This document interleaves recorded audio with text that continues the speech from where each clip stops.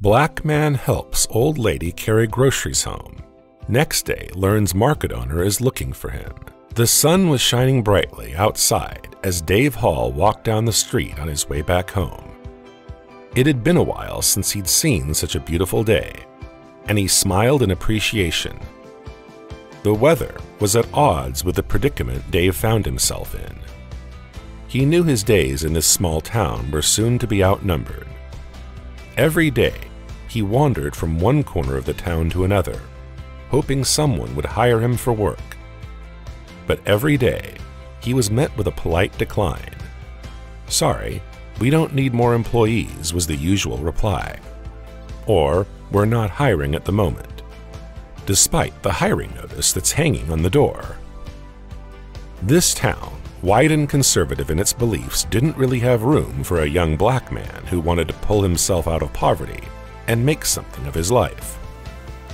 But despite all the odds being against him, Dave kept trying all the same. Hey there, Viral Videos here. Before we go on, like this video, smash the subscribe button, and click the notification bell. We post the most beautiful, amazing, and scary videos every single day. Let's proceed with the video.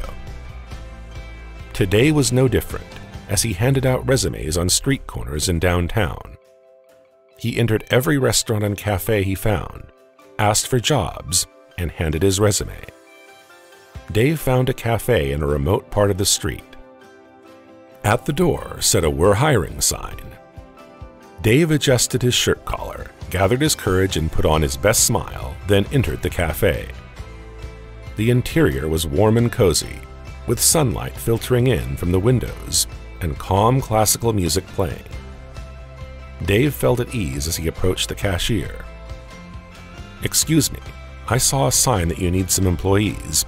I'd be glad to apply and work with you. My name is Dave." Dave introduced himself politely and extended his hand for a handshake. The cashier shook Dave's hand and offered him his seat. "I'm Nathan, the cashier and storage keeper." "Nice to meet you, Dave. We're short on staff here. Please wait till I call the owner and let him know that we have a candidate," the cashier replied cheerfully. He asked if Dave wanted to drink anything, and Dave politely declined. He took Dave's resume to give to the owner. The owner came out of his office with Nathan in tow. But when he saw Dave, his face contorted, and a sour expression replaced his previous smile. "Greetings, sir. I'm Dave Hall, and it would be my pleasure to work with you.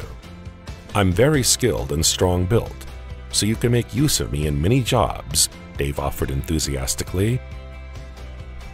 "Morning," the owner replied coldly. "I can see that you have quite the muscle of you. Sadly, we're not hiring." But Dave and Nathan spoke at the same time. They were shocked by what they had heard. "Sir, we're short on staff here. We need at least 2 waiters and a dishwasher. We could use someone to help unload the craters," Nathan reasoned. "Are you the owner of this cafe? Do you know more than I do? When I say we don't need any employees, it means just that. Are you stupid or something?" the owner spat rudely. "With all due respect, sir, if you give me the chance, I can prove to you that I can be of great use. I'll give you 30 seconds to get out of my sight before I call security to kick you out, you filthy dark-skinned scum." Dave was shocked and didn't believe what he heard at first. Then he knew he had no deal working with a prejudiced, ignorant man like this one. He walked out with his head held high. But soon after, Dave felt down as he remembered all the expenses he had to cover: his rent, his tuition fees, his young sister's medicine fees, all the stuff he had to pay for, and didn't have a single penny. He was practically drowning in debt. It was a bad habit of his getting so lost in thought that he didn't pay attention to his surroundings, nor the road ahead of him. He was so lost in thought that he didn't notice the old white lady struggling with her grocery bags until she practically ran into him. Dave quickly stepped forward and grabbed the lady before she could fall to the ground and hurt her knees. Thanks to his quick reflexes, the lady had not one scratch on her. "Are you all right, ma'am?" Dave asked to check on her. "I'm all good, thanks to you, young man," the old lady answered. Dave then grabbed the heaviest bags from her arms to carry them for her. She thanked him profusely as they began walking up the road together. The old lady introduced herself as Mrs. Bailey, and Dave listened eagerly to her as she told him some anecdotes about her young days. Dave observed Mrs. Bailey's face. It was wrinkled with age, and her back was a little hunched. Despite all that, he noticed that she laughed from her heart like a child, and that she was kind. Dave felt warm inside. "Thank you so much, young man," the woman said with a smile. "You're so kind." Dave smiled back and said, "No problem at all. It felt good to do something nice." Even if he couldn't do something to help himself and improve his situation, it felt good to be able to help others. Plus, Mrs. Bailey was anything but like those mean white people who had kicked him out earlier. When they finally reached Mrs. Bailey's house at the top of a quiet hillside suburb, she invited Dave in for tea and biscuits to thank him properly for his assistance that day. After much hesitation, he accepted her hospitality. Dave didn't stay for long. He thanked the lady for the tea and bid her farewell. As Dave walked away, he knew that he couldn't find a job today. But he believed that this day wasn't wasted, as he knew deep down that he'd done something special for someone who needed it. And that was what mattered the most. The next day, when Dave went back from his morning job hunt, his neighbors told him that a white young man came looking for him. The man waited long, then told the neighbor to ask Dave to come meet him at the same market. Then he left. Perplexed, Dave followed through with the man's request. When he went back to the market, there was a familiar-looking face behind the counter. It was the same old lady from yesterday. He greeted her and asked her how she was doing. The woman smiled and said, "I'm doing well, thanks to you. I just wanted to come by and thank you for helping me carry my groceries home the other day, but I didn't know where you lived." It was so kind of you. Dave was touched by her words and thanked her. He told her that it was what any decent person would do. She welcomed him warmly and then said something that caught him off guard even more. Apparently, her son owned the shop, and he'd been searching high and low for someone who could help run it while she and her son manage other aspects of the business. She said that after seeing how kind he had been to her yesterday, she had decided immediately that he would be perfect for this job, if only she knew how to find him. "You know, my son owns this store. He's been looking for someone to help out in the store for a while now. I told him about you, and he said he'll look for you and hire you."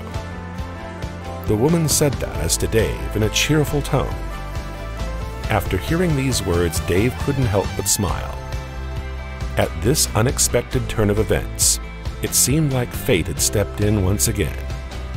He eagerly accepted the offer of employment right then and there. He couldn't believe how lucky he was. From that day on, Dave worked hard at developing himself further, both in terms of personal development and skills needed at work too. It wasn't long until word started spreading across town of how helpful one man, namely Dave, had become while managing one market's operations effectively, as well as supporting customers whenever possible. No wonder people were talking so highly about him. It goes without saying that Dave enjoyed working with such an amazing person. Like the sweet old lady who gave him an opportunity out of pure faith in human nature, not forgetting patience with which she taught Dave little tips and tricks, which came in handy whenever dealing with difficult customers or problems faced along the road. It created a unique bond between them, almost like family members. Her son was mostly out of town, but when he was present, he and Dave had a great time. Dave learned a great deal from him. They were white people and Dave was black, but skin color didn't matter in this relationship, only your deeds and what was inside your heart. Dave will forever cherish this experience, which taught him valuable life lessons about kindness, gratitude, and humility. There was yet another surprise waiting for him. As it turns out, Dave's good deed from earlier had become what can only be described as small-town news. Townsfolk talked about what impact this young black man named Dave Hall is making. In town, things started happening fast, ranging from invites from shop owners from neighboring towns asking for collaborations, through to appreciation and recognition. All these happened solely because someone displayed humanity by lending a loving hand toward another human being who needed help instead of turning a blind eye. But Dave didn't know any of that would happen. He had never imagined these things would turn out this way. Somewhere deep down inside, however, he truly believed that goodness and kindness would always prevail when put forth. Regardless of whatever might come your way, he was taught to always do good. And somehow, that good will find its way back to you. What did you think of this story? Let me know your thoughts in the comments.